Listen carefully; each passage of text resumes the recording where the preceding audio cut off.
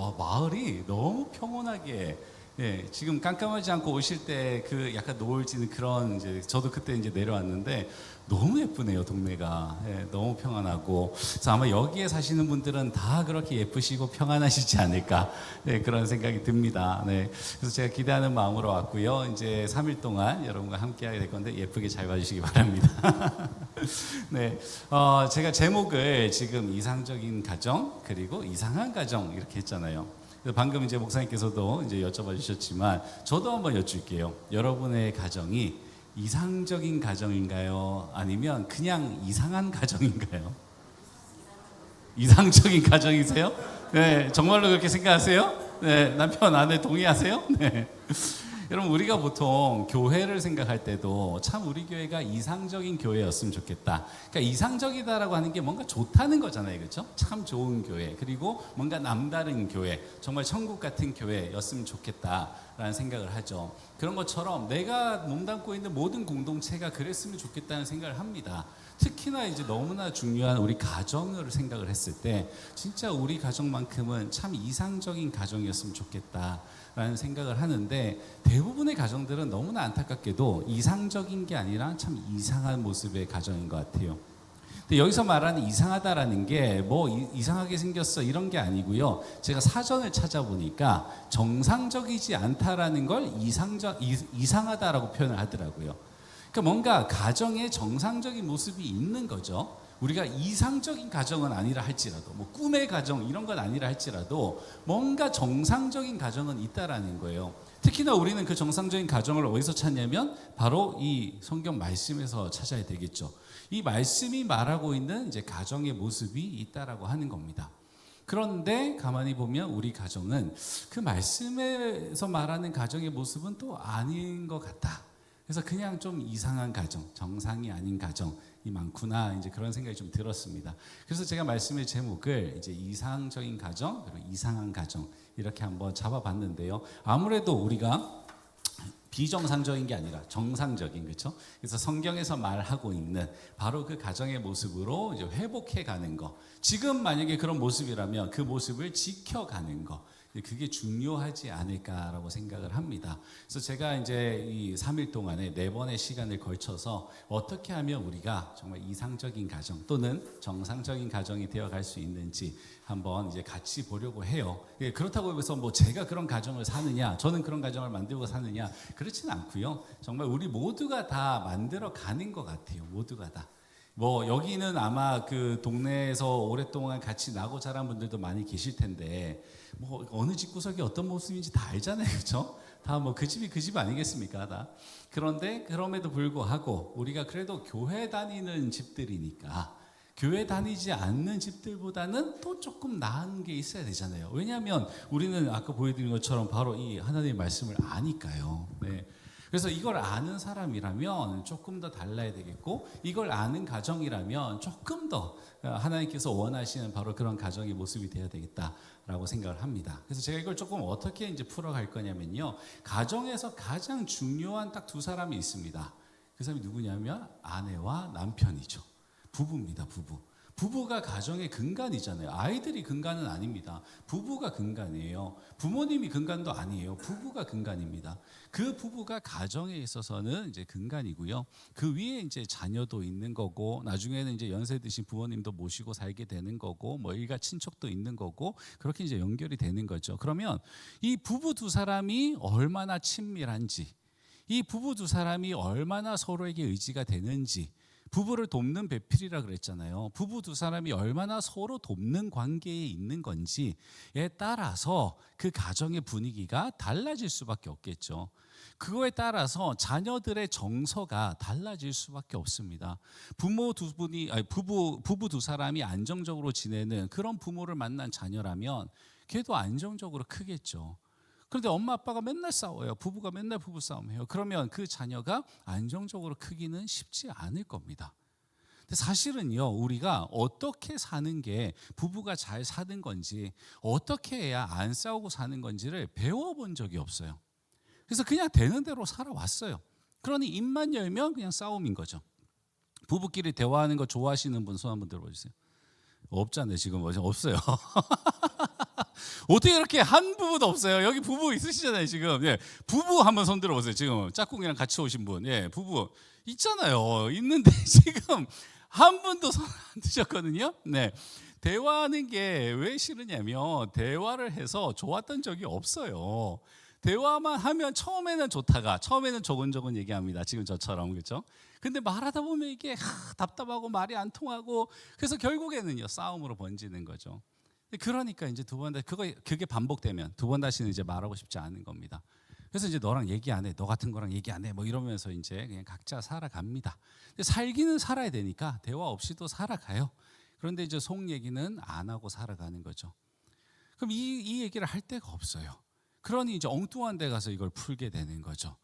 그렇게 우리네가 다 살아갑니다. 그래서 만약에 정말 죽고 못 살아서 결혼했던 그 두 부부가 서로가 서로에게 대화를 해서 뭔가 마음을 나눌 수 있는 그런 관계가 되기만 한다면 그러면 그 가정이 행복하지 않을 수가 없습니다.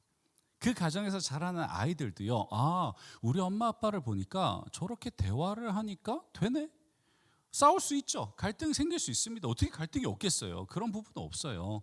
매 순간 결정해야 되는데 매 순간 안 가본 길을 가야 되는데 아니 밥도 뭐 짜장 먹을까 짬뽕 먹을까 뭐 몇 시에 먹을까 어디서 먹을까 맨날 갈등이잖아요. 근데 정말 인생의 그 험난한 것들을 다 겪고 왔는데 그 순간순간마다 어떻게 갈등이 없겠어요. 나는 이러고 싶고 넌 저러고 싶고 뭐 애는 이렇게 키워야 되고 저렇게 키워야 되고 그러니 그 순간마다 우리가 싸울 게 아니라 만약에 대화를 할 수만 있다면 그러면 갈등이 생기려다가도 풀어지고 생기려다가도 풀어지고 그렇게 되는 거죠. 그걸 보고 자라난 아이들은 아 그래 서로 의견이 다르면 갈등이라는 게 생길 수도 있어. 하지만 곧 풀어질 수 있어. 아 이렇게 풀어나갈 수 있네. 대화를 하니까 해결이 되네. 이걸 배우게 되는 거죠. 그래서 친구들이 됐든 아니면 뭐 선후배가 됐든 아니면 나중에 그 아이가 자라나서 또 가정을 꾸리게 되든 그때 이 아이는 계속해서 아 대화를 하면 돼. 뭔가 안 맞는 게 생겨도 대화하면 돼. 그러면 관계가 풀어져 라는 걸 알 수 있게 됩니다. 그래서 부부 두 사람이 대화로 한번 풀어보는 부부가 제일 가까운 관계잖아요. 피 한 방울 안 섞였는데 제일 가까운 관계가 부부잖아요. 부부 두 사람이 먼저 한번 대화의 물꼬를 터보는 그 시간을 가질까 합니다.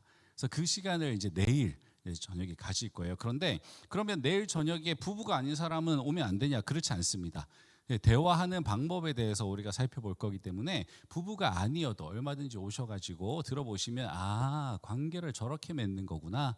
대화와 소통을 저렇게 하는 거구나 라는 걸 이제 아시게 될 겁니다. 그래서 모두가 다 오시는데 제가 내일은 부부에 중점적으로 하실 거예요. 그래서 혹시나 오늘 혼자 오셨다라면 내일은 짝꿍을 다 데리고 오셔야 됩니다. 오셔가지고 같이 들으시는 게 너무 중요해요.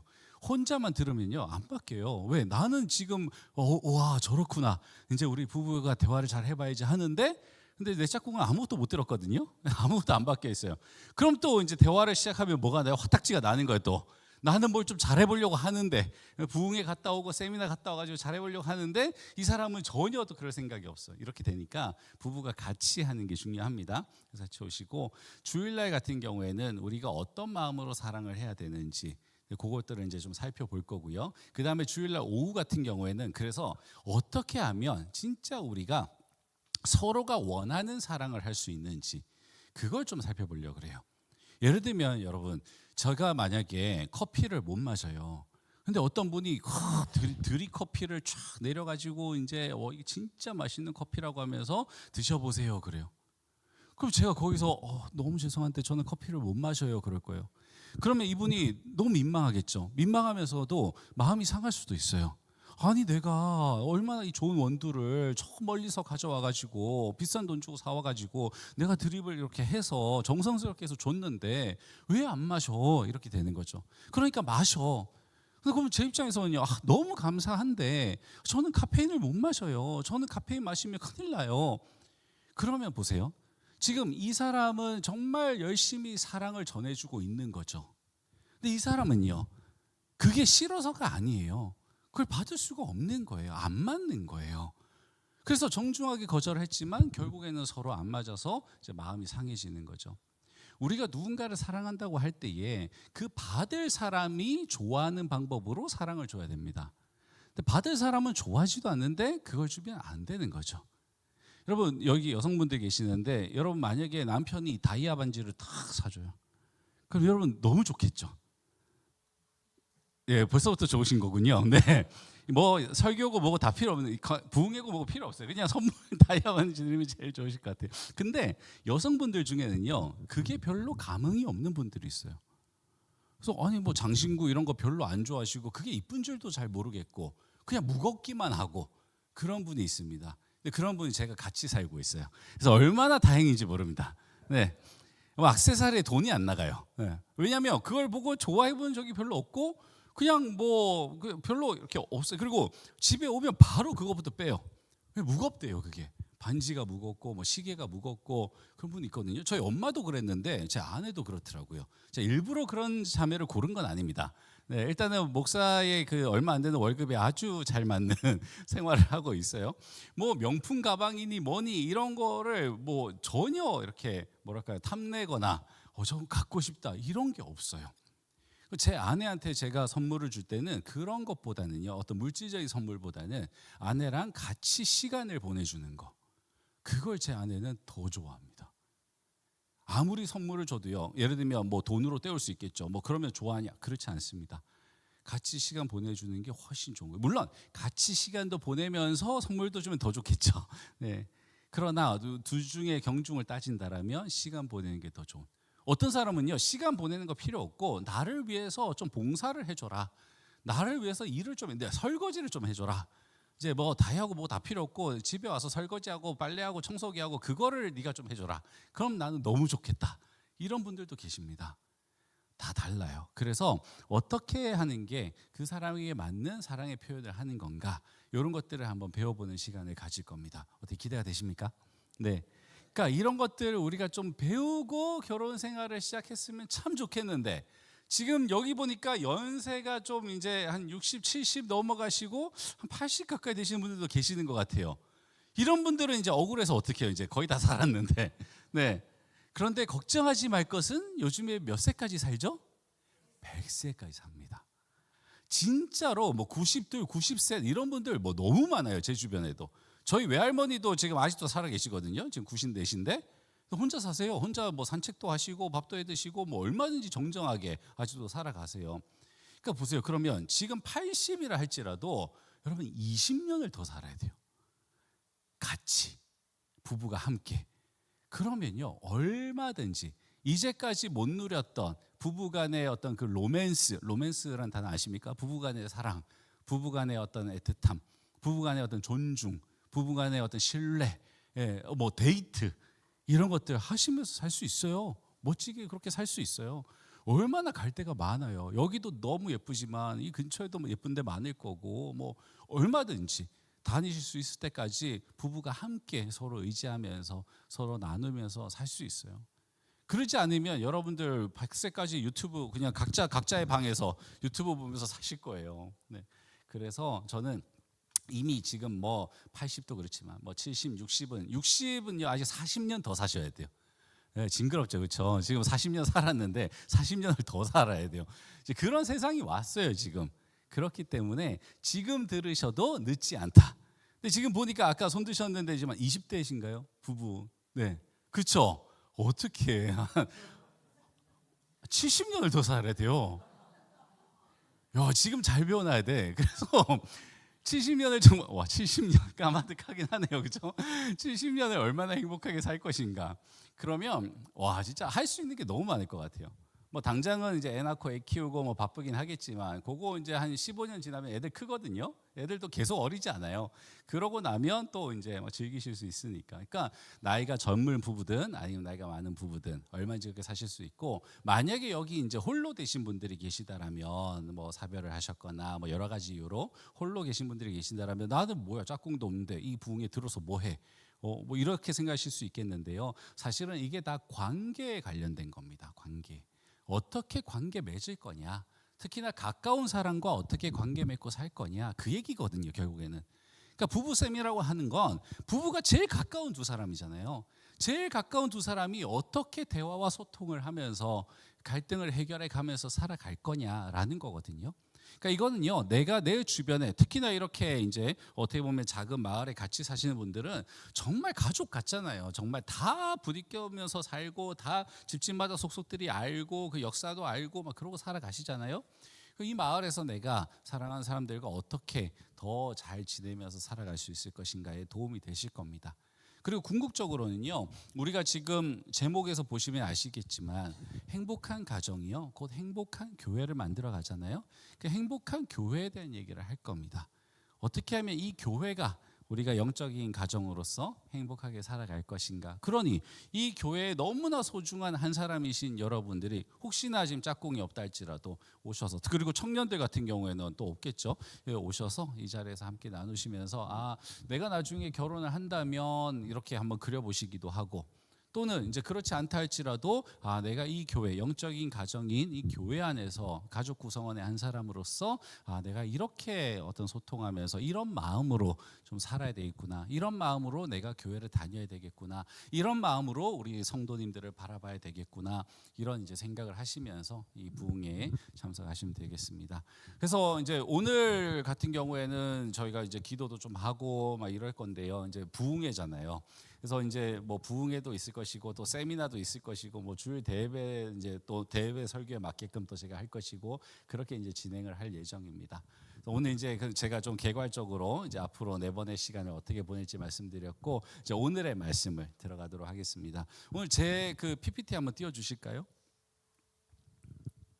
네, 제가 한번 더 읽어보겠습니다. 모든 겸손과 온유로 하고 오래 참음으로 사랑 가운데서 서로 용납하고 평안에 매는 줄로 성령이 하나 되게 하신 것을 힘써 지키라.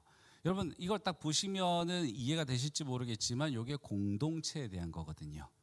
저 공동체에 대해 주시는 하나님의 말씀입니다.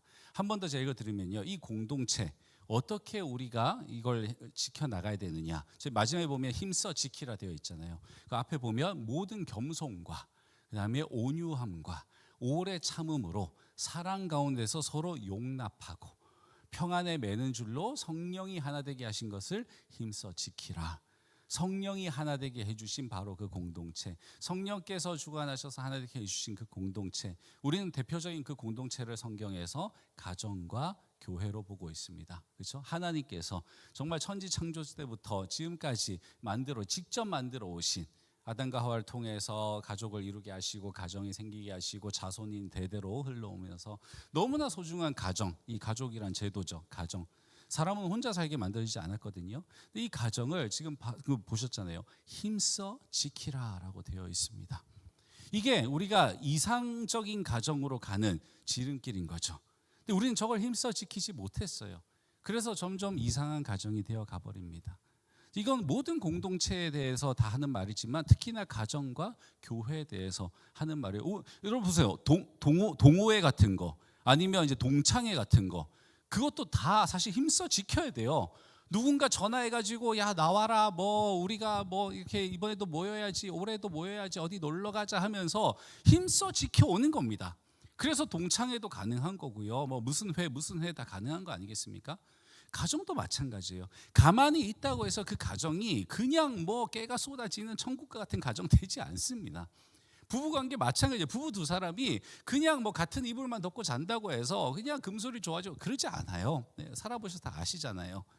지켜야 되는 거예요. 지켜야 되는 겁니다. 지키는 노력은 우리가 해야 돼요. 만들어주신 분은요, 성령님이세요. 성령이 하나 되게 하신 것을 힘써 지켜야 되는 거예요. 성령께서 하나 되게 했어요. 우리 부부 두 사람을 누가 만나게 해준 거예요? 그러면 성령님께서 만나게 해주셨어요. 그렇게 만난 그 두 사람이 자녀가 생기면서 4명이 되고 5명이 되고 뭐 이러면서 가족이 됐어요.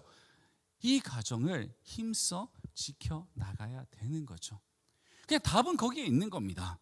우리가 이상적인 가정이 되는 거 뭐 멀리 있지 않아요. 힘써 지키면 되는데 이게 이제 쉽지가 않은 거죠.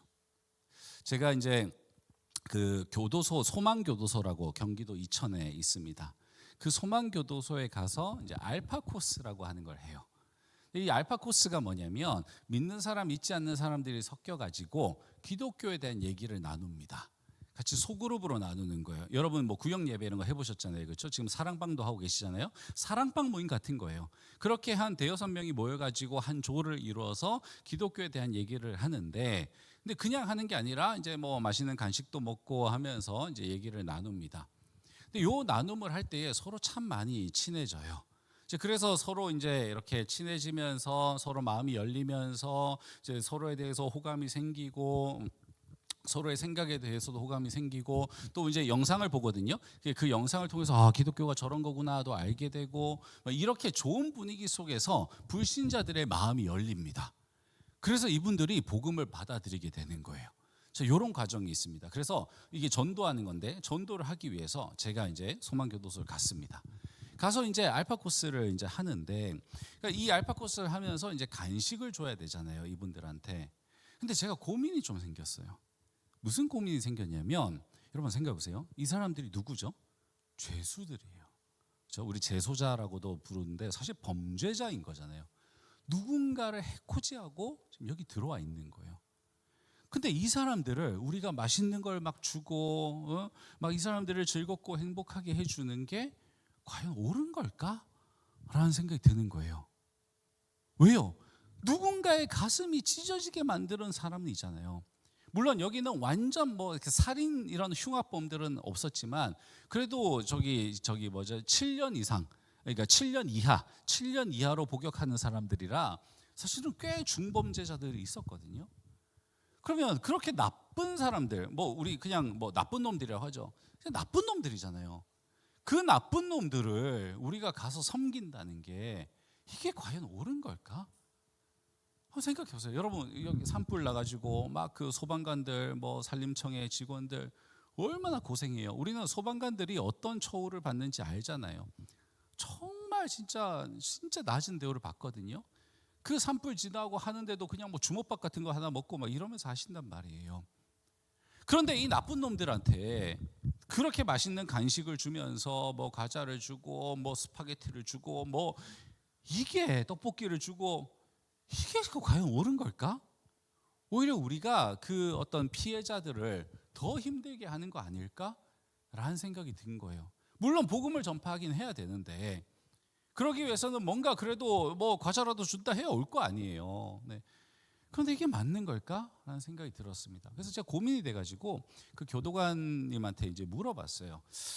아, 교도관님 너무 좋은데 이거 그쪽에서 하자 그랬거든요. 너무 좋긴 한데 제가 이런 좀 고민이 됩니다.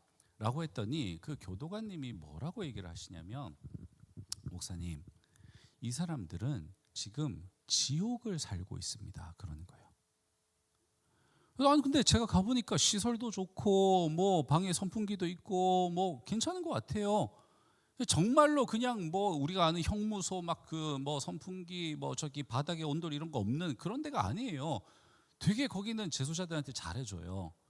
근데 지옥을 살고 있다는 거예요.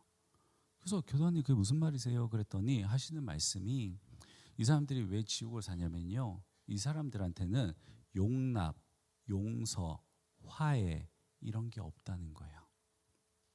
여러분 용서가 없고 용납이 없는 세상을 한번 생각해 보세요. 이 사람들은요. 이제 사람들이 이렇게 신발을 벗고 방에 들어가잖아요. 그러면 신발을 아무렇게나 벗는 사람이 있을 거 아닙니까? 정말 그 몇 평 안 되는 좁은 데에 6명, 7명이 같이 자거든요. 그러면 누군가는 슬리퍼를 아무 데나 벗고 막 이럴 거잖아요. 그럼 또 그게 거슬리는 사람이 있지 않을까요? 그렇죠? 그러면 이 거슬리는 사람이 거기다 대고 한마디 하는 거예요. 신발 똑바로 벗으라고. 그럼 네가 무슨 상관이냐고. 이제 이렇게 되는 거죠. 그럼 어떻게 되겠어요? 싸움으로 번지는 겁니다. 신발 벗는 거 하나 때문에 싸움으로 번져요. 먹는 거 하나 때문에 싸움으로 번져요. 잠자는데 따닥따닥 거의 붙어서 자거든요. 네. 그런데 그거 조금 이렇게 건들렸다고 또 싸움으로 번져요. 그러면 싸움이 또 싸움으로 번져요. 맨날 싸워요. 맨날 치고받고 싸우는 겁니다. 맨날. 네. 그럼 또 교도관들이 와가지고 말리고. 그러니까 초딩도 이런 초딩이 없는 거예요. 그래서 저한테 뭐라 그러냐면 목사님 초등학교 때 반에서 제일 말 안 듣는 애 있죠. 그러더라고요. 있었죠. 저희도. 그런 애들만 다 모아놨다고 생각해 보세요. 그러더라고요. 기가 막히는 거예요. 그런데 더 놀라운 거는 걔네들이 다 범죄를 저지르냐? 그건 아니라는 겁니다. 생각해 보세요. 여러분 동네에 그렇게 감옥 갔다 온 사람이 몇 명이나 돼요? 몇 명 안 됩니다. 그렇죠? 그러면 전국에서 말썽쟁이라는 말썽쟁이, 정말 진짜 전교 1등도 아니고요, 전국 그 동네에서 제일 말썽 짓고, 그리고요 범죄를 저지른다고 해서 바로 오는 것도 아니에요. 만약에 그 피해자가 용서해 주잖아요, 그러면 감옥 안 가는 거예요. 고소 안 하니까. 그럼 용서를 못 받은 거잖아요. 그럼 그 얘기는 무슨 말이에요? 정말 이 사람의 재질이 안 좋은 거예요. 그러니 용서도 못 받은 거예요. 그런 놈들만 모아놓은 거예요, 여기에. 그러니까 악질 중에 악질인 사람들만 모아놓은 거예요, 여기에. 그러니 그 사람들이 서로 용서가 안 되는 거고 용납이 안 되는 거예요. 내 마음에 틀리면 무조건 싸우는 거예요, 그냥. 그게 교도소라는 거예요. 그러니 자기가 교도관으로서 봤을 때 그게 지옥 아니냐라는 거예요. 용서와 용납이 없는, 요만한 거 하나에도 다 싸워야 되는, 허구한 날 그러고 살아가는. 근데 거기서 나갈 수가 없어요. 자기는 여기가 지옥이라는 거예요. 근데 여러분 한번 생각해 보세요. 여러분의 가정은 어떠세요? 여러분의 가정에 용납이 있으신가요? 수틀리면 싸우지 않나요? 네. 용서가 있으신가요? 그냥 입만 열면 막말하지 않나요? 네. 배려가 있나요, 거기에? 네. 만약에 여러분의 가정에 그게 없다라면 여러분의 집이 가정이랑 다를 게 뭐가 있어요?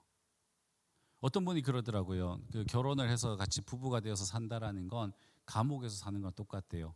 왜 그런지 아세요? 죄인과 죄인이 만났잖아요. 그렇죠? 죄인과 죄인이 만나서 한 공간에 살아. 그게 감옥이잖아요. 똑같다는 거예요. 우리 다 죄인이잖아요, 그렇죠? 네, 물론 그분은 이제 우스갯소리를 한 거지만 우리 안에 죄성이 다 있어요. 우리 죄인이 우리 죄성 다 있어요. 우리 아무리 뭐 젠틀하게 제가 이렇게 하고 있어도 제 안에도 폭력성이 있고요. 제 안에도요 남을 해코지 하려는 마음이 있고요. 제가 지금 뭐 평안해서 그렇지 조금만 저도 이제 막 마음 상할 일이 생기면요, 이제 누구 한 명 그냥 걸리기만 해봐라 이 마음 들거든요. 다 그렇지 않습니까?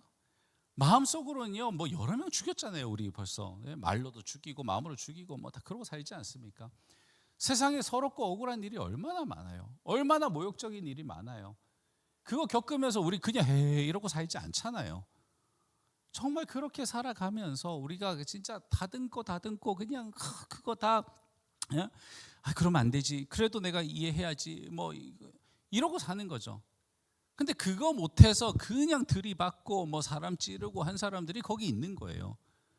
그러니 그 사람들이 살고 있는 그곳이 지옥이 아니고 뭐겠습니까? 제가 교도소에 가서 그렇게 이제 알파 코스를 하면서 재소자들을 만나면서 그렇구나. 진짜 세상 사는 게 다 똑같구나. 이분들이 여기서 이렇게 사는 거나 우리가 아까 방금 얘기 드렸던 가족 안에서 서로 용서 못하고 그냥 이걸 으르렁거리면서 서로 잡아먹을 듯이 그렇게 살아가는 거나 뭐가 다를까? 우리가 회사에서 서로 그냥 끌어내리질 못해가지고 서로 그냥 이간질 시키고 뭐 저 사람 이제 깎아내리고 자존심 상하게 만들고 그거나 뭐가 다를까? 단지 그냥 그 죄질의 정도가 조금 다를 뿐 다 죄인이라서 그렇구나 그 생각이 드는 거예요. 그럼 여러분 교회는 어때요? 교회는 여러분의 교회 구암교회는 어떤가요? 여기는 뭐 이렇게 천국인가요? 아니잖아요. 저도 교회밥 많이 먹어봐서 알아요. 이렇게 여러분들 다 너무 좋게 좋으신 분들로서 이렇게 인자한 모습을 하고 계시지만 이 교회도 뭐 뒷담화 장난 아닐걸요? 서로 얼마나 뭐 특히나 이렇게 좁은 곳에서 한 동네에서 같이 살아가시면 얼마나 부대끼는 게 많아요. 그리고 서로 주고받은 상처가 또 얼마나 많으시겠어요. 근데 그거 그냥 우리는 그래도 성숙하니까 드러내지 않고 사는 거지. 그렇지만 속에서는 그게 다 있으니까 또 마음 맞는 사람들끼리 또 모이면 이제 뒷담화하고 그러고 살아가는 거잖아요. 그러다가 상처받아서 교회 떠나기도 하고 뭐 모든 교회가 다 그렇습니다. 모든 교회가. 왜요? 사람 사는 세상이 다 그러니까요. 그래서 말씀에 나오는 게 힘써 지키라는 거예요. 힘써 지키라. 저절로 되는 거 절대로 아닌 이유가 거기에 있습니다. 우리가 다 죄인이라서 그래요. 우리 안에 죄성이 있어서 그래요.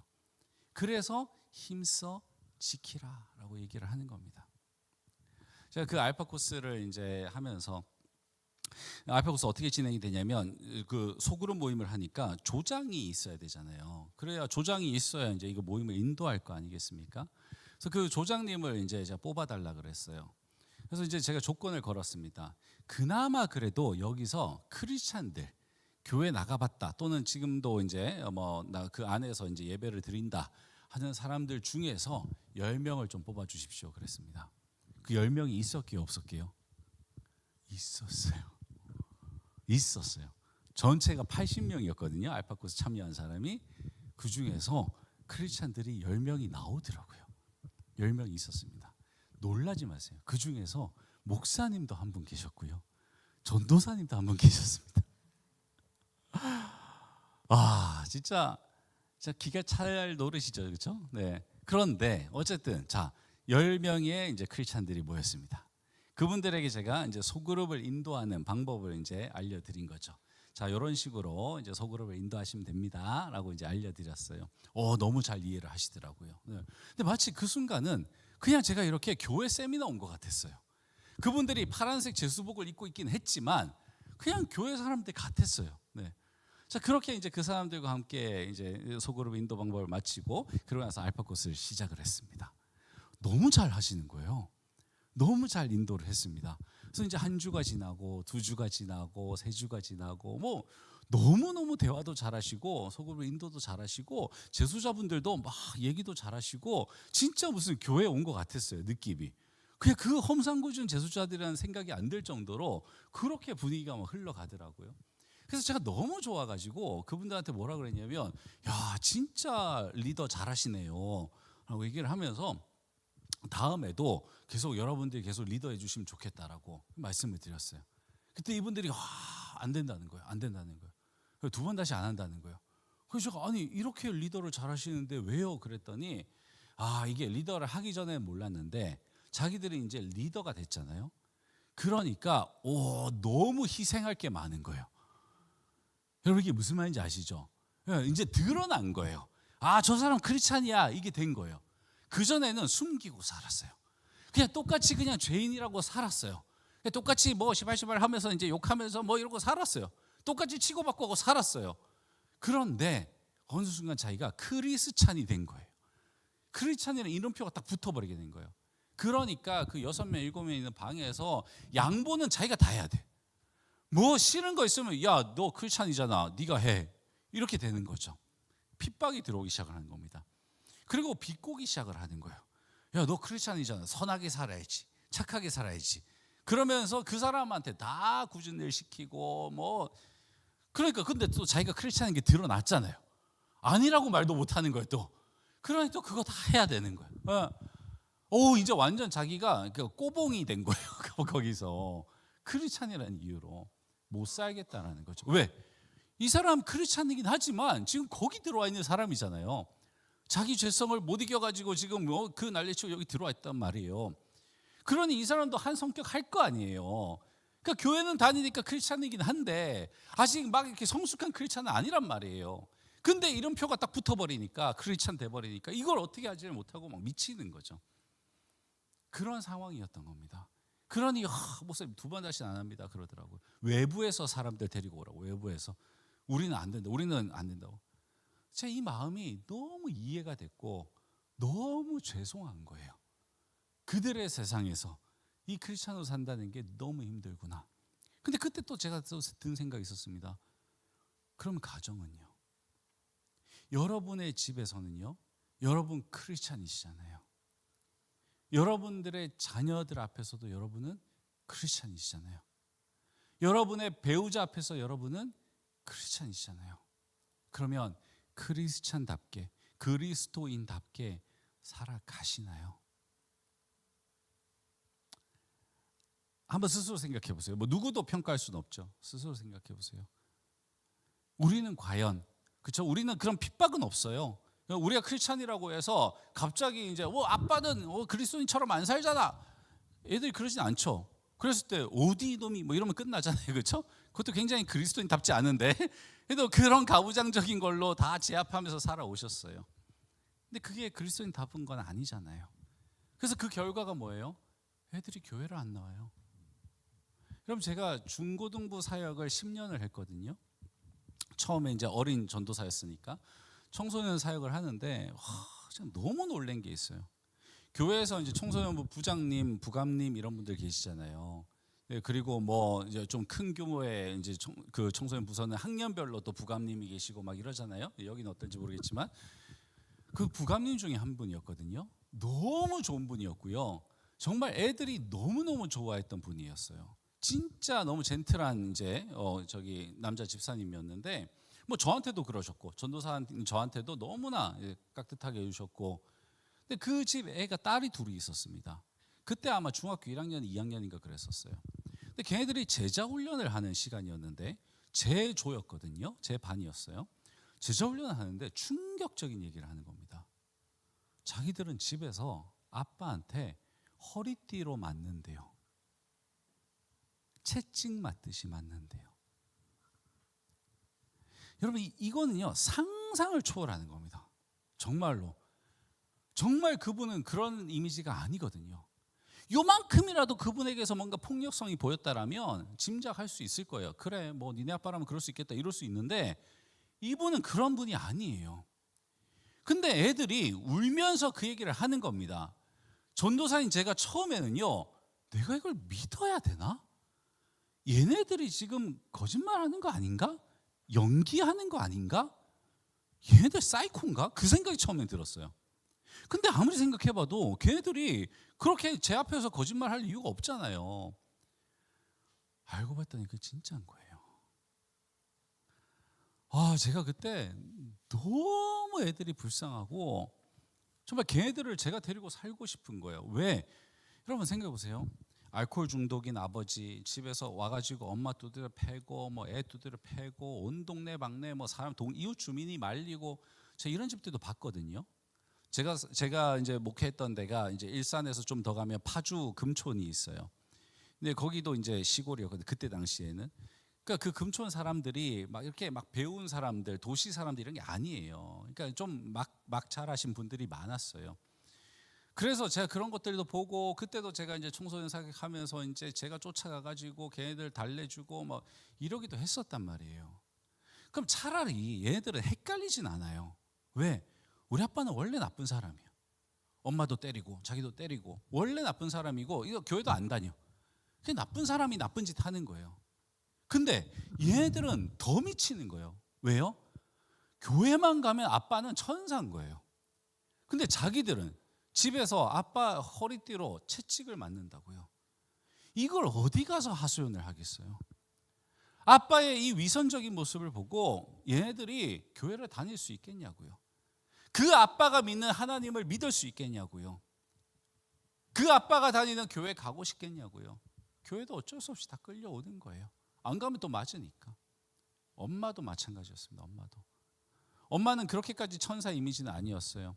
그렇지만 그래도 뭐 교회에서 큰 문제 없는 그런 분이었는데 뭐 마찬가지더라고요. 얘기 들어보니까. 거기서 얘네들은요 피가 마르는 거예요. 얘네들이요 정말 사이코가 되어 가는 거예요. 혼란스럽잖아요. 도대체 이게 뭐야? 여러분 생각해 보세요. 그 깜빵 안에서 모여 있는 그 사람들, 정말 그냥 살을 부대끼면서 어떻게 뭐 도망도 못 가는 정말 그 사람들, 거기서 지지 뽑고 거기서 성숙해지 못해가지고 용서 못해가지고 서로 싸우는 그 사람들이나 이 가정이라는 곳에서 벗어나지도 못하고 여기서 싸우고 지지고 뽑고 하는 걸 다 보고 자라야 되는 그 아이들, 거기서 폭력이 난무하고 뭐가 달라요? 하나도 안 달라요. 하나도 똑같잖아요. 네? 그래서 가정이 감옥이고 가정이 지옥이 되어가는 겁니다. 이게 이상한 가정이잖아요. 이상한 가정. 정상 아니잖아요. 그렇죠? 왜 이렇게 됐냐고요. 왜? 이렇게 되고 싶어서 결혼한 사람 있습니까? 아무도 없어요. 여러분들 결혼식 한번 떠올려 보세요. 여러분이 그 결혼식을 준비하면서 거기 면사포 쓰고 동네 사람들 앞에서 잔치를 하고 사람들이 다 축하한다 그러고 그랬던 날을 떠올려 보세요. 이렇게 지옥 같은 삶을 살려고 결혼한 거 아니었거든요. 근데 살다 보니까 그러고 싶지 않았는데 이렇게 돼버린 거예요. 여러분들을 비난하려는 게 아닙니다. 왜요? 배워본 적이 없어요. 우리 엄마 아빠 살아가는 거 본 거 외에는 배워본 적이 없어요. 어떻게 사는 게 잘 사는 건지, 어떻게 아빠가 되는 거고 어떻게 엄마가 되는 건지 배워본 적이 없어요. 여러분 그런 말 들어보셨죠? 미안해, 아빠가 처음이라서 그래. 엄마도 그러죠. 미안해, 엄마가 처음이라서 그래. 여러분 자식도 자식이 처음인 거 아세요? 자식도 자식이 처음이에요. 그래서 그러는 거예요. 걔네들도. 네. 여러분 자식 노릇 하는 거 나이 들면서 점점 더 힘들어지더라고요. 네. 아마 여러분들도 이제 정말 연세 많으신 부모님들 모시는 거 쉽지 않으실 텐데 효자 노릇 하는 것도 정말 힘들어요. 그러니까 다 힘들어요. 여러분 다 처음이에요. 세상에 처음 아닌 게 어디 있어요? 둘째 낳아 보세요. 그럼 둘째 낳으면 뭐 애 키우는 거 쉽나요? 아니요. 애 둘 키우는 건 처음이잖아요. 예. 셋째 낳아도 똑같아요. 애 셋 키우는 건 처음이에요. 하나 때랑 달라요. 다 처음이에요. 다 처음. 뭐 재혼하면 쉽나요? 아니요. 재혼을 한 건 처음이잖아요. 다 처음이에요. 우리 세상은 한 번 사는 거기 때문에 다 처음이라서 다 힘든 거예요. 그 힘든 사람들끼리 어떻게 부대끼면서 살아야 되는지를 배워본 적이 없어요. 그런데 우리 안에 뭐가 있다고요? 죄성이 있는 거예요. 그래서 이건 안 배워도 툭 튀어나와요. 안 배워도. 그렇죠? 애들 기가 막힙니다. 저희 어머니가 이제 어린이집을 했어요. 아파트 1층에서 애들 몇 명 해가지고 키웠는데 그 중에서 영악한 애들이 있습니다. 여러분 정말 3살 4살밖에 안 된 애들이요. 걔네들이 벌써 폭력을 알아요. 걔네들이요 말로 5살 6살 되면 말로 애들을요 친구들을 괴롭히기 시작을 합니다. 힘으로 제압을 하기 시작합니다. 그 다음에 이제 과자 같은 거 주잖아요. 그럼 힘센 놈이 싹 들고 가가지고 지 마음에 드는 애들만 나눠줍니다. 욕을 할 줄 알아요 애들이. 여러분 이거 배워서 할까요 애들이? 아니에요. 걔네들 속에 요게 다 들어있어요. 왕초 노릇 하기 시작합니다. 힘 있다고 해서 다른 사람들을 약육강식 힘으로 지배하기 시작을 합니다. 요거 그대로 어른 사회에 다 있잖아요 지금. 요거 그대로 깜빵에도 있고요. 요거 그대로 가정에도 있고요. 요거 그대로 교회에도 있잖아요. 우리 부인할 수 없는 거예요. 사람들 사는 곳에 다 있어요. 뭐 동호회 동창회 다 있어요. 그래서 다 감투 쓰려고 하고 감투 쓰면 그 감투 휘두르려고 하고 다 그러는 거잖아요. 조금만 재력이 있으면 그거 가지고 사람들 모아서 내 마음에 드는 사람들 안 드는 사람들 나누기 시작을 하고. 여러분 교회마다 제가 깜짝 놀란 게요. 알파 코스를 하다 보니까 이제 그 식사 이런 것들을 주는데 주방 권력이 있더라고요. 이 교회도 있을지 모르겠어요. 주방 권력 간의 다툼이 또 있어요. 예. 그래서 내 주방에 아무도 들어올 수 없어 뭐 이런 거 있잖아요. 권사님들 사이에 또 주방 권력. 그래서 내 라인에 있는 사람들만 이렇게 그 다음 주방을 사수할 수 있게 뭐 별게 다 있더라고요. 별게. 예. 정말 설거지도 아무나 못해요. 예. 뭐 요리는 뭐 고사하고. 조금이라도 뭔가 내가 힘이 있고 권력을 잡으면 그거 휘두르려고 하는 그 모습들. 공동체 안에 다 있는 그 모습이 우리 가정에도 있단 말이에요. 깜빵 같으면 안 되는 그 가정, 지옥 같으면 안 되는 그 가정에 이게 그대로 있는 겁니다. 그래서 오늘 말씀이 뭐라고요? 힘써 지키라는 거예요. 힘써 지켜라. 하나님이 하나 되게 해주셨잖아. 뭐 감방은 아니죠. 하지만 그래도 여기 교회 그리고 가정은 정말 주님께서 성령이 하나 되게 하신 곳이잖아요. 성령이 하나 되게 하신 모임이잖아요. 그럼 그것만큼은 우리가 지켜야죠. 동창회는 안 지키셔도 돼요. 여러분 직장에서는 그래도 안 지키셔도 돼요. 그렇지만 우리에게 주신 가장으로, 여기 남자분들 가장으로서 여러분에게 주신, 여기 여자분들 엄마로서 여러분에게 주신 그 가정만큼은 우리가 힘써서 지켜야 된다라는 거죠. 지금부터라도 우리가 힘써서 지켜야 된다는 겁니다. 사랑을 주게 되면요 사람이 바뀌잖아요. 그렇죠? 이 교도소에 알파 코스를 하면서 이제 사람들이 바뀌어가기 시작하더라고요. 처음에 일기했을 때는 사람들이 별로 안 바뀌었어요. 그냥 자기들끼리 뭐 웃고 떠들고 끝이었어요. 그런데 일기를 참석했던 사람이 2기도 참석한 사람이 생겼어요. 그게 가능했어요. 이 사람 뭐 계속 있었으니까. 알파 코스 또 한다 그러니까 또 온 거죠. 또 와가지고 이제 그 사람이 3기도 참석을 했어요. 뭐 이 사람은 계속 있으니까 7년 동안 있으니까 저희가 이제 1년에 2번 하거든요. 그러니까 벌써 1년이 지나간 거예요. 그 다음 해가 되었습니다.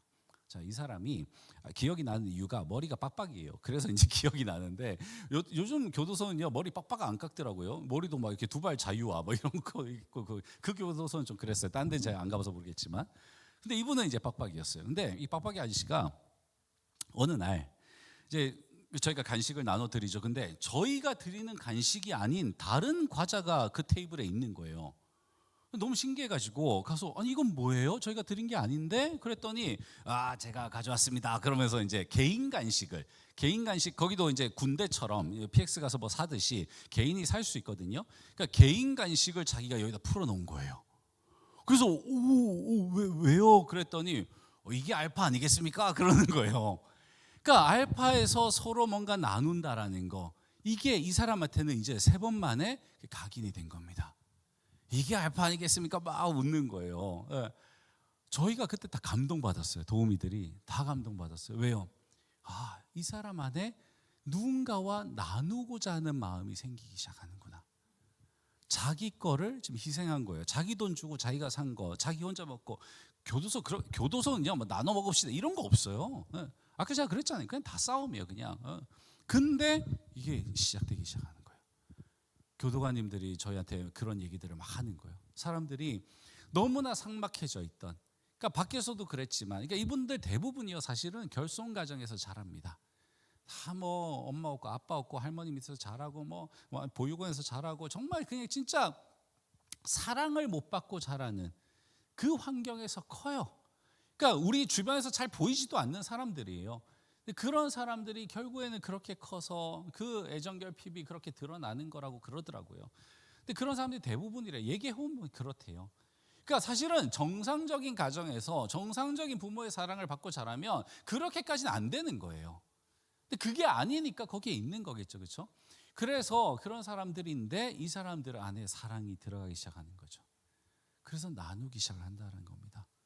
그러니까 이 사랑이라는 게 얼마나 크겠어요. 그러면 보세요. 정상적인 가정에서 정상적으로 자란 사람이라면 그 사람이 이렇게 교회에 와서 그리스도의 사랑의 은혜를 받고 가정에서 너무나 좋은 그 부부가 만나서 같이 성숙해 가면서 서로 사랑을 주고받는 걸 계속하고 자녀들도 그 사랑을 주고받고 하면 얼마나 더 좋은 가정이 되겠어요. 네?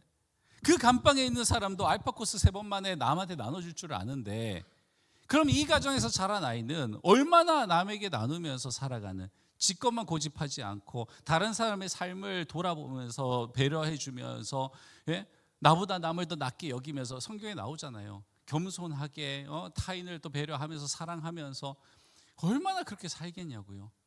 그러면 그런 아이들이, 그런 사람들이 늘어나면 그게 천국 아니겠냐고요. 그럼 여러분 한번 보세요. 지금 여기에 많은 사람이 있는 거 아니잖아요. 1000명 있는 거 아니잖아요. 그렇죠? 100명 정도 되는 우리끼리 만약에 지금부터라도 그 사랑을 주고받기 시작을 한다면, 그래서 그거를 점점 나누기 시작을 한다면 지금 여기에 사랑이 가득하지 않겠습니까? 그 사랑이 이 구암 마을에 퍼져나갈 것이고, 그렇죠? 이 완주에 퍼져나갈 것이고, 전주로 퍼져나갈 것이고, 여러분들의 직장에, 여러분들 여기 안에서만 사용을 하시는 거 아니니까 여러분이 계신 곳으로 퍼져나가고. 그럼 주님이 원하시는 거 그거거든요. 결국엔 사랑의 나눔이에요. 주님의 그 십자가 사랑이 나에게 들어와서 그 사랑이 우리 가정에서부터 시작해서 우리의 가족 공동체, 그 다음에 교회 공동체, 그 다음에 나의 어떤 사회 공동체, 그 속으로 점점 퍼져나가는 거예요. 쉽지는 않아요. 거기에 용서가 있어야 되고 용납이 있어야 되고 화해가 있어야 되고 내 희생이 있어야 됩니다. 여러분, 우리가 저 십자가를 바라볼 때 왜 사랑이라고 하냐면 저 십자가에 희생이 들어있기 때문이에요. 주님이 그냥 뭐 사랑이 남아 돌아서 주신 거 아니거든요. 뭐 목숨이 10개라서 그냥 주신 거 이런 거 아니거든요. 그렇죠? 뭐 아무리 맞아도 안 아파서 뭐 십자가에 채찍 맞고 하신 거 아니거든요. 때려봐 하나도 안 아파 뭐 이러면서 맞으신 거 아니거든요. 그렇죠? 그러면 우리는 거기서 사랑을 느낄 수 없어요. 근데 우리와 똑같은 몸을 가지고 오셨단 말이에요. 성육신 하셨잖아요. 그래서 그 고난이 우리도 알고 있는 그 고난인데 그걸 그대로 느끼신 건데, 근데 그 고난을 다 받으시고 그리고 저기 달리셨단 말이에요. 본인은 죄가 없으신데 그래서 우리는 거기서 희생을 보는 거고, 그 희생적인 자기 희생의 그 사랑을 보면서 저게 바로 사랑이야 라는 걸 우리는 십자가를 통해서 보는 거잖아요. 주님께서 부활하신 다음에 제자들한테 말한 게 그거잖아요. 이거 가서 전해. 가는 곳마다 전해. 그럼 제자들이요 가면서 뭐 비싼, 그때는 차가 없었잖아요. 비싼 말을 타고 뭐 낙타를 타고 뭐 이렇게 부자처럼 뭐 먹을 거 다 먹고 그냥 뭐 하인들 부려가면서 그러면서 전도하고 다녔나요? 아니에요. 정말 자기의 뭐 생계든 뭐든 다 내려놓고 그냥 그 일을 위해서 뛰어가면서, 또 뭐 사도 바울 같은 경우에는 맞기를 또 얼마나 맞았어요, 그렇죠? 사도 바울만 맞았을까요? 사도 바울만 핍박받았을까요? 아니에요. 그때 그 복음을 전하는 사람들은 다 무시당하고 핍박당하고 하면서, 그 사람들도요 행복할 뭐랄까요, 행복할 자유 권한이 있잖아요, 그렇죠? 예. 그 사람들도요 가정을 꾸리고 정말 아이들 크는 거 보면서 그냥 맛있는 거 먹으면서 좋은 집에서 살 권한이 있잖아요. 근데 그런 걸 다 희생이란 걸 했다는 거죠. 그리고 이걸 전한 거예요. 그래서 그들의 희생은요 그냥 복음을 전했다가 아니라 사랑을 전한 게 되는 거죠. 왜? 그 희생이 들어갔으니까. 그렇게 무시하고 핍박받아도요 거기다 대받아치지 않는 거죠. 싸우지 않는 거예요. 그것도 다 희생인 거잖아요. 그렇게 해서 복음이 전파되어 왔거든요. 그거 하라는 거죠. 그리고 우리에게는 뭐라고 하시냐, 뭐 여러분한테 뭐 어디 아프리카 선교해라 뭐 어디 가서, 그게 아니고요, 여러분의 가정에서 여러분이 사랑하는 아내와 남편과 자녀들에게, 부모님들에게, 여러분의 이웃들에게, 그냥 여러분의 삶의 자리에서 거기서 뭐 하라는 거예요? 저 희생의 사랑을 하라는 거예요. 다른 말로 바꾸면 용납해주고, 저 포용해주고, 이해해주고, 용서해주고, 그 사랑, 내 것만 너무 주장하지 말고, 너무 지적질하지 말고, 그냥 그렇게 좀 이해, 사랑, 용납, 용서, 그거 해주라는 거예요. 그러면서 살라는 거예요. 그냥 그거 답니다. 우리한테 주신 사명은 그거예요. 그리고 바로 이 교회 안에서 물고 뜯고 뭐 이게 아니라 그냥 좀 이해해주고, 요거 제가 좀 쉬운 말로 알려드리면요, 한번 따라해보세요. 괜찮아. 네. 전라도 사투리를 뭐라고 해야 됩니까? 전라도 사투리를 뭐 할 수 있습니까? 괜찮아? 괜찮아요. 네, 이거 서울말 같은데? 하여튼 괜찮아, 그죠? 괜찮아. 네. 여러분, 우리는 괜찮지가 않아요, 살면서. 그래서 이래라 저래라 뭐 그런 거거든요. 근데 만약에 좀 괜찮아라고 해주면, 그러면 요게 용납인 거예요. 요게 포용인 겁니다. 예를 들어서 지각을 했어요. 그러면 좀 괜찮아, 이유가 있겠지, 사정이 있겠죠. 예. 여러분 아시죠? 지각한 사람들은요 늘 이유가 있어요. 지각하고 싶어서 한 게 아니에요. 예. 분명히 뭐 일찍 일어났는데 어쩌고 다 있어요. 예. 그 다음에 뭔가 이런 거 할 때마다 또 아프신 분들이 있거든요. 또 다 이유가 있어요. 그 사람도 아프려고 아픈 게 아니라 꼭 그 긴장하면 또 뭐 배가 아프고 하잖아요. 뭐 그 다 이유가 있습니다. 네. 그리고 조금 더 나아가면 진짜 쟤는 진짜 이기적이고 못됐어 하는 사람이 있거든요. 그 사람도 다 이유가 있습니다. 긍휼한 마음으로 바라보잖아요. 만약에 여러분들이 상담사라고 생각해 보세요. 상담하러 왔어요. 진짜 못됐어, 진짜 이기적이야. 근데 뭐 마음이 아프다 그러면서 왔어요. 그럼 일단 여러분들 어떻게 하시겠어요? 아, 당신 같은 사람 안 받아요, 이러지 않을 거잖아요. 다 들어줄 겁니다. 근데 듣다 보면 이 사람이 그렇게 이기적으로 된 데는 이유가 있는 거예요. 제가 대학교 1학년 때 이제 처음 친하게 된 애가 군산애였거든요. 저는 이제 부산애예요. 부산애랑 군산애가 만나고 걔가 하도 그 시기를 얘기해서 제가 알아들을 수가 없었는데, 네, 정말 한 학기가 지나니까 알아듣겠더라고요. 너무 신기했어요. 근데 어쨌든 걔랑 친하게 지내는데, 제가 정말 진짜 안 괜찮은 게 하나가 있었는데, 뭐냐면 얘는 어디 가가지고 이제 간식을 주거나 아니면 친구 집 가서 뭘 먹으면 남은 걸 다 지 주머니에 넣어요. 다 지 주머니에. 근데 이거 공용이잖아요. 지 거가 아니에요. 근데 그걸 넣어요. 그래서 제가 야, 그거 왜 챙겨요? 아, 괜찮아 이러면서 이제 챙겨요. 근데 전 그게 너무 쪽팔리고 너무 민망하고, 왜냐면 난 지 옆에 있잖아요. 난 일행인데. 그래서 막 안 그러면 안 되냐. 그랬더니 야뭐 이러도 돼 이러면서 이제 막 이런 약간 뷔페 가도 왜 이거 와 막 다 싸우고 막 이런 거 있잖아요. 막 미치겠는 거예요. 그래서 이제 제가 왜 그런가를 봤더니 얘가 이제 그 도벽 이런 게 아니고요. 그러니까 자취를 했는데, 그러니까 그 어릴 때부터 조금 이제 힘들었던 거죠. 이 가정이. 예. 그래서 엄마가 자녀들을 먹이기 위해서 그렇게 어디 잔치집 가면 가져오고 뭐 뷔페 가면 가져오고 했던 거예요. 얘는 그걸 보고 자란 거예요. 그래서 그게 아무렇지도 않았고 그냥 이거 엄마가 그랬던 거예요. 엄마가 이거 어차피 남는 거야.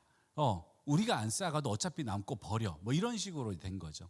그래서 그렇게 이제 해온 거예요. 그리고 본인도 지금도 자취를 하고 있고 여전히 어려우니까 가난한 신학생이었으니까 그렇게 이제 해갔던 거죠. 제가 그때 고민을 해봤습니다. 나도 만약에 그런 환경에서 자랐으면 나도 그럴 수 있었겠다. 왜요? 입에 풀칠은 해야 되잖아요. 먹고 싶잖아요. 집에 있는 애들 먹이긴 해야 되잖아요. 근데 난 돈이 없고 그러면 거기 있는 거 뭐 도둑질하는 건 아니니까 그냥 좀 민망해도 뭐 민망한 게 대수입니까? 가져와서 먹여야죠. 내 돈 주고 간식 사 먹일 수는 없으니까. 이유가 있는 거예요. 이유가. 그냥 우리가 그냥 못됐다, 못돼 처먹었어, 뭐 이기적이야 그러지 마시고 왜 그 사람이 이기적으로 자랄 수밖에 없었는지, 왜 자기만 알 수밖에 없었는지, 왜 남 생각을 못하게 자랐는지, 왜 입이 그렇게 거친지. 입에 걸레 문 사람도 있잖아요, 그렇죠? 말만 하면. 근데 그 사람들이 그렇게 나쁜 게 아니라 표현이 그래요, 표현이. 그리고 말만 하면 툭툭 이렇게 틱틱거리거나 툭툭 던지거나 뭐 이런 사람들, 그런 사람들이요 말을 예쁘게 하는 거를 배워본 적이 없는 거예요. 당연한 거 아닙니까? 그렇지만요, 당연하다고 생각하시는 분들은 부모님께 감사해야 됩니다. 부모님들이 말을 예쁘게 하시는 거예요. 부모님이 안 그러잖아요. 그러면 자녀들은요 그게 예쁜 말인지 아닌지를 몰라요. 그래서 그냥 똑같이 그냥 툭툭 합니다. 그리고 친구들도 주변에 그러면요 그렇게 합니다. 자연스럽게. 그러다 보니까 결혼해서 아내한테도 그냥 툭툭, 내 자녀들한테도 툭툭, 그냥 뭐 쌍소리가 나오는 거예요. 이 새끼 저 새끼가 나오고 하는 겁니다. 그게 계속 대물림 되는 거예요. 일단 그렇게 자라온 거잖아요. 그나마 이제 학교 교육이 생기고 뭐 이제 조금 더 우리가 잘 살게 되면서 그러면서 조금 교육받아서 이제 좀 다른 거지, 그 전에 다 그러고 살았단 말이죠. 그래서 우리 그러는 거예요. 그래서 만약에 다른 데서 살았으면, 저 뭐 미국에서 살았거나 뭐 어디 뭐 강남에서 태어났거나 이러면 우리도 다를 수 있었죠. 우리도 교양 있게 살 수 있었어요. 근데 그게 아닌데 뭐. 그러니까 다들 그 환경적인 요인 이런 게 다 있는 거예요. 그러니 너무 그 사람만 탓할 수는 없다는 거죠. 나도 그 환경이었으면 그랬을 거예요. 여러분, 제가 만약에 절에 다니는 부모님 밑에서 자랐으면 제가 목사가 될 수 있었을까? 저 그 생각도 해봅니다. 그게 절에 스님이 되지 않았을까? 그 생각도 한번 해보고요. 만약에 우리 집이 천주교였으면 내가 신부가 되지 않았을까? 그 생각도 해봐요. 굳이 내가 목사가 됐을까? 왜냐하면 환경이라는 게 그만큼 지배적이거든요, 우리한테는. 그렇기 때문에 그 한 사람만 탓할 수는 없다는 거예요. 이렇게 바라보면요, 우리 안에 뭐가 생기냐면 긍휼한 마음이 생깁니다. 긍휼한 마음이. 그래서 너 그래서 그렇구나. 그 폭삭 속았수다 보셨나요? 네, 다 보셨잖아요, 그렇죠? 안 보셨어요? 나중에 혹시 보실 수 있으면 보시면 좋겠는데, 최근에 나온 드라마인데요. 진짜 모진 인생을 산 사람들의 얘기가 나와요. 근데 거기서도 나오는 게 그거예요. 그 인생 살았으니까 그렇게 되는 거예요. 우리의 성격이 그렇게 바뀌어 갑니다. 다 뭐 억세게 살려고 했는데 그거 아니거든요. 그래서 우리가 사람을 바라볼 때, 특히나 너무나 사랑하고 너무나 가까운 사람들을 바라볼 때 조금 더 긍휼한 마음으로 바라봐서, 얘도 그러려고 그렇게 된 게 아니야. 얘도 못 배웠잖아. 만약에 잘 배웠으면 안 그랬겠지. 얘 억세게 살았잖아. 만약에 좋은 부모 밑에서, 부자 부모 밑에서 살았으면 그렇게 안 살았겠지. 근데 삶이 힘들었는데, 정말 욕이 나올 수밖에 없는 삶을 사는데 어떻게 욕을 안 하고 살겠어요? 안 그럼 가슴이 미어 터지는데. 그거 분출을 해야 되는 거거든요. 남자들 똑같습니다. 여기서 이리 치고 저리 치고 자존심 상하면서 살아왔는데, 거기서 내가 집에 가서 왕노릇 안 하고 싶겠냐고요. 밖에선 쫑처럼 사는데 집에서라도 왕노릇 하려고 하는 거예요. 그래야 살겠으니까. 나도 자존심이 있잖아요. 근데 자존심 다 뭉개고 살다가 집에 가서도 자존심 다 뭉개고 살면 그 사람은 어떻게 살겠어요? 그러니 집에 와가지고는 막 그러시는 거죠. 애들도 마찬가지입니다. 애들도 엄마 아빠한테 막 하죠. 왜 그럴까요? 밖에서 그렇게 못하는 거예요. 밖에서 힘센 친구들 뭐 눈치 보고 뭐 어쩌고 얘도 기가 다 눌려서 살다가 부모님은 받아주니까 거기 와서 이러고 있는 거예요. 그러니까 우리가 이걸 조금만 이해하면 조금만 더 용납하고 조금만 더 용서하고 화해해 줄 수 있는 거죠. 그래서 그 내용을 좀 더 보여드릴게요. 제 PPT 한번 다시 띄워주세요. 네. 골로새서에 보니까 어떻게 지켜야 될지가 나오더라고요. 제가 한번 읽어드릴게요. 그러므로 너희는 하나님이 택하사 거룩하고 사랑받는 자처럼 긍휼과 자비와 겸손과 온유와 오래 참음을 옷 입고 누가 누구에게 불만이 있거든 서로 용납하여 피차 용서하되 주께서 너희를 용서하신 것 같이 너희도 그리하고 이 모든 것 위에 사랑을 더하라. 이는 온전하게 매는 띠니라. 아멘. 여러분 이거 말은 너무 좋은데요. 제가 좀 전까지 설명드린 것과 한번 생각을 해보세요. 자, 그 너희는 하나님이 택하사 거룩하고 사랑받는 자처럼 나와 있죠. 우리가 어떤 존재라고요? 하나님이 택하신 존재라는 거예요. 그렇죠? 근데 그 존재가 어떤 존재냐면 보세요. 거룩한 존재예요. 거룩하다는 건 구별됐다는 겁니다. 교회 안 다니는 사람들, 안 믿는 사람들과는 다른 사람이라는 거예요. 왜? 우리는 하나님께서 택한 사람이니까. 우린 달라요. 자, 그런데 그 다음 보세요. 사랑받는 자처럼이에요. 하나님이 우리를 택해놓고 일시키는 하나님이 아니에요. 우리를 택해놓고 못 살게 구는 하나님이 아니에요. 우리를 택해서 구별해서 우리에게 사랑을 주시는 거예요. 여러분이 부모님으로부터 그 사랑 못 받았을 수 있어요. 형제 자매로부터 못 받았을 수 있어요. 근데 하나님은요, 우리를 택하셔서 그 사랑을 주시는 거예요. 그 사랑을 주시려고 우리를 택하신 거예요. 그래서 그 사랑을 주시는데 여러분 그 사랑 정말 느끼셨으면 좋겠어요. 우리가 교회 오는 이유가 그냥 여기서 열심히 믿어서 전도하고 뭐 이런 거 아니고요. 열심히 해서 구원받아서 천국 가고 이런 게 중요한 게 아니라 주님께서 우리를 현재 사랑하고 계시는, 나중에 저 천국에서 말고요, 지금도 우리와 함께 정말 우리 안에서, 성령님 우리 안에 계시잖아요. 우리 안에서 우리의 모든 걸 아시면서 우리가 어떻게 살아가는지를 다 함께 겪으시면서 우리를 사랑하고 계시는 그 하나님이시거든요. 그 하나님의 사랑을 우리가 느끼면서 살아가는 거, 그게 신앙생활 하는 거잖아요. 그거 다시 한번 띄워주세요. 말씀. 그런 자처럼, 네, 긍휼과, 그렇죠? 그런 자에게는 뭘 옷 입고예요. 보세요. 긍휼이라는 거, 자비라는 거, 겸손이라는 거, 온유함이라는 거, 오래 참음. 요거를요 옷 입으래요. 무슨 말이냐면요, 원래 우리한테 있는 게 아니에요. 우리한테는 죄성이 있다니까요. 그런데 그걸 옷 입으라는 거예요. 옷을 입으면 그게 이제 딱 입혀진 거예요. 그거 하라는 거예요. 저 옷을 누가 주세요? 주님이 주셔요. 저게 다 성령의 열매잖아요. 그렇죠? 아시죠? 여러분, 갈라디아서에 나와 있는 성령의 열매예요. 성령님이 맺게 하시는 그 열매예요. 우리가 노력하는 게 아니고 우리 안에, 우리가 하나님 앞에 딱 붙어 있으면 그 사랑이 막 공급이 되면서 거기서 자라게 되는 성령의 열매가 저거예요. 여러분 그렇지 않나요? 저는요, 제가 좀 이따 띄워주시면 됩니다. 저는 제가 이제 20살 이럴 때에 저는 이게 지금의 저와는 좀 다른 사람이었어요. 아버지가 17살 때 돌아가셨거든요. 교통사고로 갑자기 이제 돌아가셨어요. 제가 고1 때. 그러고 나서 이제 제가 이렇게 막 삐딱해진 건 아닌데 그래도 제 안에 어떤 반항심 이런 것들이 좀 있었어요. 네. 뭐 사춘기 때 다 누구나 있잖아요. 그렇죠? 그런데 그게 이제 또 아버지가 안 계시고 뭐 이러니까 조금 더 어떤 삶에 좀 힘겨움이 있겠죠, 저한테. 그래서 그런 것들이 좀 있었어요. 그래서 제가 좀 이렇게 지금은 되게 좀 선하게 생기지 않았습니까? 그렇죠? 목사처럼 생겼잖아요, 그렇죠? 그런데 그때는 전혀 아니었고 정말 눈에서 레이저가 나왔어요. 그러니까 도끼가 있고 막 살기가 있고 막. 그래서 저희 엄마가, 제가 엄마를 쳐다보면 엄마 보지 말라고, 너 무섭다고. 그럴 정도로 약간 좀 그랬었어요. 그러니까 그랬던 이제 저였었습니다. 근데 제가 이제 예수님을 만나고 이제 믿게 되면서 이게 그냥 막 진짜 뭐랄까요? 주님이 만지시는데 얼마나 울었는지 모릅니다. 정말 펑펑 울면서 정말 날마다 혼자 교회 와가지고 밤에 막 울고 가고 막 그랬어요. 그러니까 막 쌓인 것도 많고 그랬겠죠. 뭐 아빠에 대한 그리움도 있을 것이고 뭐 여러 가지가 이제 막 상처 이런 것들 막 다 막 토해냈어요. 막 토해내고 하니까 눈빛이 달라지더라고요. 선한 눈빛으로 점점 바뀌기 시작을 해요. 그리고 제 안에 기쁨이라는 게 이제 샘솟는 거예요.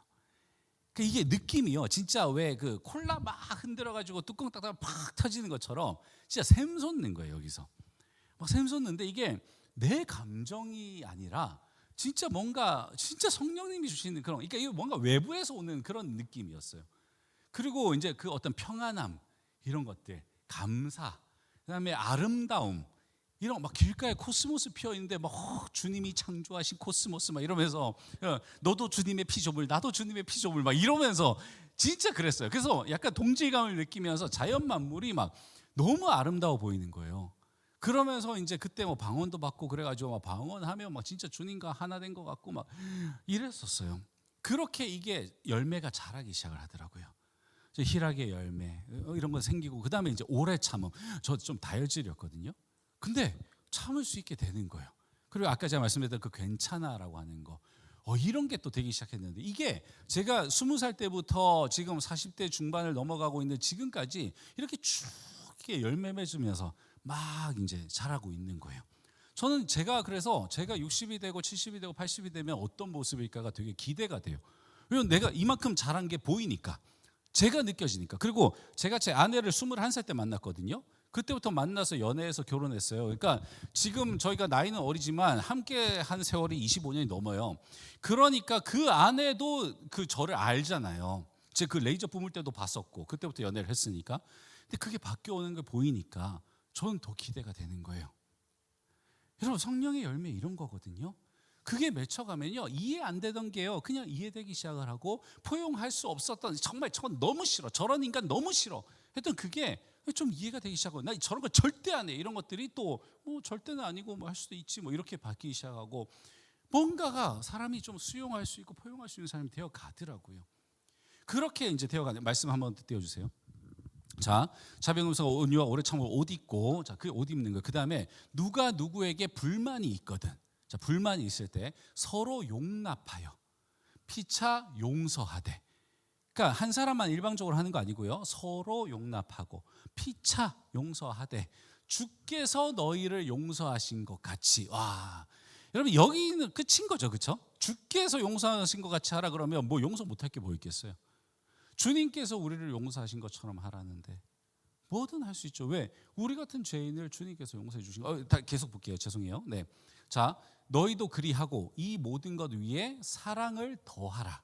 이는 온전하게 매는 띠니라 그랬습니다. 여러분, 힘써 지킨다라는 건 바로 이런 걸 얘기하는 거거든요. 그냥 뭐 노력하십시오 뭐 이런 게 아니라요, 우리가 알아야 돼요. 이게 다 어디서 오는 건지. 아까 우리가 읽었던 오늘의 본문 말씀에서도요, 성령이 하나 되게 하신 것이라고 했잖아요. 동일한 게 나옵니다. 한 페이지 전으로 가주세요. 네. 모든 겸손과 온유로 하고, 그렇죠? 오래 참음으로 사랑 가운데서 서로 용납하고 평안에 매는 줄로 성령. 똑같은, 요건 에베소서고 아까 그건 골로새서거든요. 사도 바울이 쓴 거잖아요. 동일하게 계속 얘기를 해요. 네. 저게 지키는 방법인 거예요. 하나님께서 주셨다는 겁니다. 우리가 그거 이따 알아야 돼요. 성령의 열매 우리한테 맺게 해주셨어요. 그거 가지고 우리가 점점 감사하면서 그 열매에 더 의지를 해서 그 열매 가지고 더 많은 사람들에게 우리가 더 괜찮아 용납해 주면서, 용납과 용서예요. 저게 나오는 게. 거기에 온유함, 오래 참음 이런 것들을 우리가 이제 갖추고 하는 거죠. 그래서 이제 저 비춰주시면, 내 노력으로 하는 게 아니라 주님께서 주시는 성령님의 그 도우심이라는 게 필요한 겁니다. 여러분, 용서라고 하는 게 또 헷갈리실 텐데, 용서는 어떤 거냐면요, 말씀 한번 띄워주십시오. 뒤로 더 가시면, 예, 마태복음에 있는 말씀인데 여러분 너무나 잘 아는 거예요. 보세요. 그러면 천국은 그 종들과 결산하려 하던 어떤 임금과 같으니 결산할 때에 10,000달란트 빚진 자 하나를 데려오매 갚을 것이 없는지라 주인이 명하여 그 몸과 아내와 자식들과 모든 소유를 다 팔아. 지금 몸을 팔라는 거예요, 그렇죠? 몸을 팔아 갚게 하라 하니 그 종이 엎드려 절하며 이르되 내게 참으소서 다 갚으리이다 하거늘 그 종의 주인이 불쌍히 여겨. 그렇죠? 이 사람 갚는다 했어요. 근데 불쌍히 여겨서 뭐라 했냐면 놓아서 보내며 그 빚을 탕감하여 준 겁니다. 자, 그리고 그 종이 나가서 자기에게 100데나리온 빚진 동료 한 사람을 만나 붙들어 목을 잡고 이르되 빚을 갚으라 하매 그 동료가 엎드려 간구하며 이르되 나에게 참아주소서 갚으리이다 하되 허락하지 아니하고. 그렇죠? 이번 본인도 똑같이 지금 했잖아요. 임금 앞에 가가지고 나 좀 봐주세요 해가지고 그래 아이 불쌍하니까 풀어줬는데 가다가 자기한테 빌린 사람한테 목을 잡고 야 너 안 돼 얘기하면서 갚으라고 하는 거예요. 그 다음 넘겨주세요. 이에 가서 그가 빚을 갚도록 옥에 가두거늘 그 동료들이 그것을 보고 몹시 딱하게 여겨 주인에게 가서 그 일을 다 알리니 이에 주인이 그를 불러다가 말하되 악한 종아 네가 빌기에 내가 너의 빚을 전부 탕감하여 주었거늘 내가 너를 불쌍히 여긴 것 같이 너도 너의 동료를 불쌍히 여김이 마땅하지 아니하냐 하고 주인이 노하여 그 빚을 다 갚도록 그를 옥졸들에게 넘기니라. 너희가 각각 마음으로부터 형제를 용서하지 아니하면 나의 하늘 아버지께서도 너희에게 이와 같이 하시리라. 아멘. 주님의 말씀입니다. 여기 보세요. 여러분 용서가 뭐냐면 탕감해 주는 거예요. 그게 용서입니다. 근데 여기서 주목해야 될 게 뭐냐면 탕감해 준다는 게 말이 쉽지 그러면 그 돈 어떻게 받아요? 여러분 생각해 보세요. 제가 누구한테 100만 원을 줬어요. 나한테도 피 같은 돈이에요. 근데 달라고 해서 줬어요. 그럼 이 사람이 안 갚아요. 그래서 너 왜 안 갚아? 야 나도 그거 돈 필요해.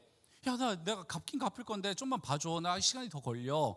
야 나도 그 돈 필요해. 근데 얘가 너무 그러는 게 불쌍한 거예요. 그래 그럼 됐어. 그럼 갚지 마. 했어요. 너무 좋은 것 같죠. 근데 그러면 그 100만 원 어떻게 해요? 내가 어디서든 또 마련해야 되는 거예요. 그거 마련해야 될 책임 나한테 있는 거예요. 그렇죠? 탕감이라는 게 쉬운 게 아닙니다. 돈이 넘쳐나면 조금 빌려주고 에이 그냥 없는 셈 치지 하면 돼요. 그건 쉬워요. 나도 힘든데 빌려준 그 돈을 탕감해 주는 건 너무 어려운 거예요. 너무 어려운 겁니다. 근데 그거 하라는 거예요. 그게 용서라는 겁니다. 희생이 안 들어가고는요 용서가 안 돼요. 그래서 쉽지는 않아요. 쉽지는 않지만 주님께서 우리에게 그걸 할 수 있는 그 사랑을 보여주셨어요. 저 주인이 뭐라 그래요? 내가 너 탕감해 주지 않았냐라는 거예요. 내가 그 은혜 주지 않았냐?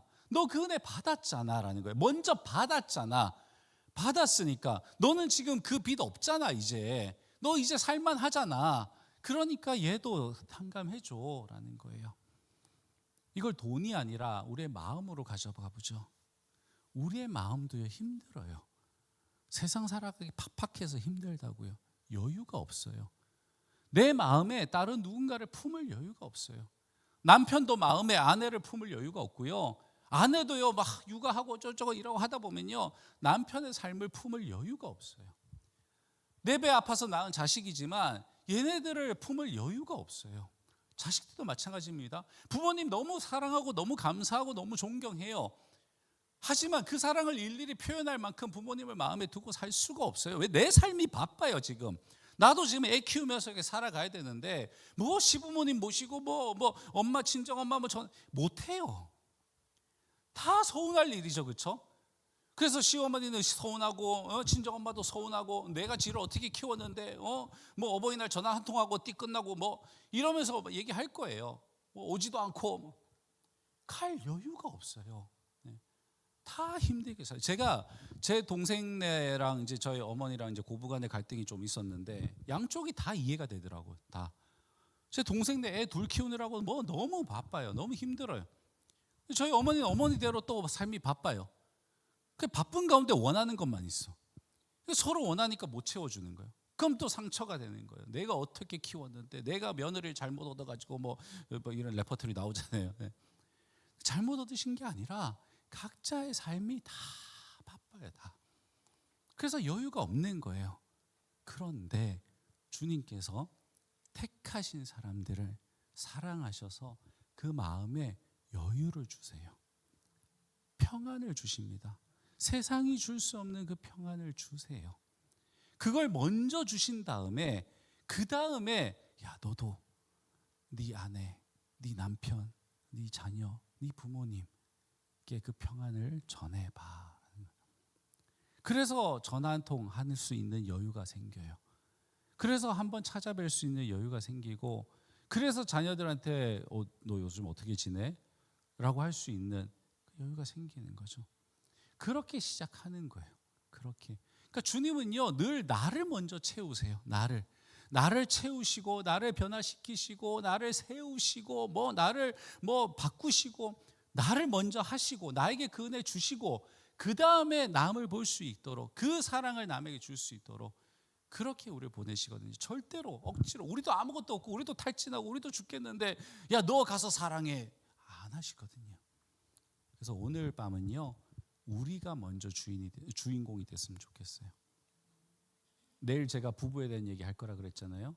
오늘은 우리가 먼저 주님, 나부터 좀 살게 해주세요. 숨 좀 쉬게 해주시고, 내 삶의 여유를 좀 주시고, 성령님의 그 열매 내 안에 좀 더 가득 맺혀주셔서 진짜 내가 그냥 집에서 그 사랑하는 가족들을 봤을 때 정말 주님의 그 긍휼하심으로 볼 수 있도록, 주님의 그 사랑으로 바라볼 수 있도록, 아 그래 내 남편 참 한평생 정말 고생하며 살아가는데, 우리 가족 건사하려고 오늘도 이렇게 수고했는데, 그래 내가 밥이라도 좀 잘해줘야지, 아니면 말 한마디라도 따뜻하게 해줘야지, 그래 내 자식들도 이런 표현하면 그렇지만 부모 잘못 만나가지고 힘들게 살아오고, 그래 쟤도 좋은 부모 만났으면 더 잘 살 수 있었겠지, 그래도 내 자식으로 저렇게 커져서 참 고맙고, 건강하게 자라줘서 고맙고, 그래도 지 가정 꾸려가지고 가장으로 살아보면 참 고맙고, 그렇게 또 바라보시고, 내 아내도 나 만나가지고 이렇게 고생하면서 한평생 살아왔는데 그냥 따뜻한 말 한마디, 그게 너무 남사스러우면 그냥 손 한번 잡아보시고 왜 이래 이러면 이제 그냥 한번 잡아보고 싶었어 이러면 되잖아요. 그냥 이러면서 이제 또 이제 놓으면 되는 거고, 사랑해 이런 거는 그냥 못해도 그냥 한번 그냥 툭 이런 거라도 그런 것부터 시작하는 거죠. 그럴 정도의 여유, 그거 오늘 이 밤에 받았으면 좋겠습니다. 그래서 주님, 이 시간에 우리 이제 기도할 건데, 주님 나부터 먼저 주님의 사랑으로 채워 주시옵소서. 주님의 십자가의 그 희생의 사랑 나에게 먼저 주시옵소서. 그래서 내가 내 가정 돌볼 수 있도록, 내 사랑하는 남편과 아내와 자녀들에게 괜찮아 라고 한마디 해줄 수 있는, 우리 엄마 왜 저러지? 보통이면 막 불내고 막 해야 되는데 괜찮아 이런, 이게 뭐지? 그럴 수 있는 이런 여유, 이런 것들 나로부터. 그래서 우리 교회에서도 이제 좀 이렇게 성도님들 바라봤을 때 좀 내 마음에 안 드는 게 있어도 그래도 그래 저 사람도 이유가 있겠지, 좀 긍휼의 마음으로 볼 수 있는 그런 우리가 되게 해달라고 이제 우리 짧게 기도했으면 좋겠습니다. 우리 다 같이 기도 한번 하겠습니다. 네, 반주 해주시고요.